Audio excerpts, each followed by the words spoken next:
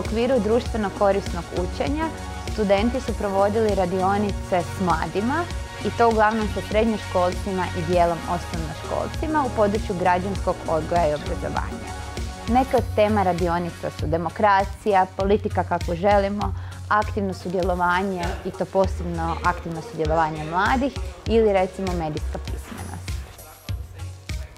Meni je to bilo nešto sasvim novo, jer mi na fakultetu zapravo nemamo iskustva s takvim stvarima i ne susrećemo se s nikakvim prilikama da mi zapravo nešto radimo. Kroz cijeli nekakav projekt smo mi zapravo imali jako puno slobode sami sudjelovati, znači od početka, od stvaranja samog programa, onoga što mi želimo prezentirati. Zapravo jedini okvir koji nam je bio zadan su bile same teme u kojima smo radili. I onda smo tu morali nekako se vratiti u naše srednjoškolske dane, što mi volimo, što bi nama bilo zanimljivo. I znali smo da učenici u školama slušaju jako puno već strukturirane nastave. Znači, profesorica dođe ispred njih, ovo je vaše gradivo, to naučite. Mi smo htjeli nešto drugačije, htjeli smo nešto zanimljivo, nešto što bi, putem kojeg bi mi sami zapamtili to gradivo. Ovdje imamo tu jednu, ja bih rekla, dobru kombinaciju suradnje fakulteta, političkih znanosti, organizacije civilnog društva GONG-a i srednjih škola na građanskom odgoju i obrazovanju mladih srednjoškolaca.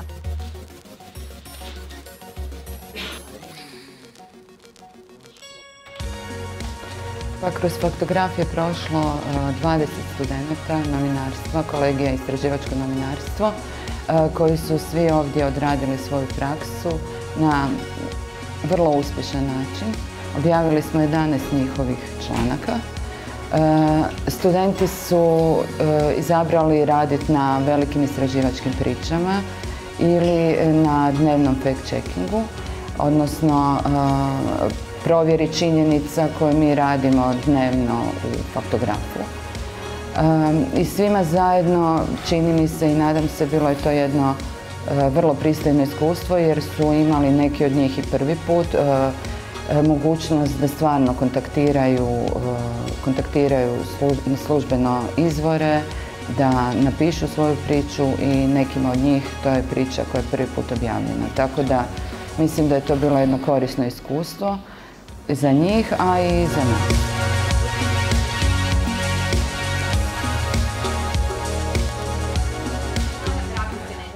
Service learning, if organized well, could provide students with meaningful education, giving them the chance to make their own education meaningful, to make sure that whatever they're learning will be useful for their future life, for their future career as professionals, but also giving back to the community that helped them go that far.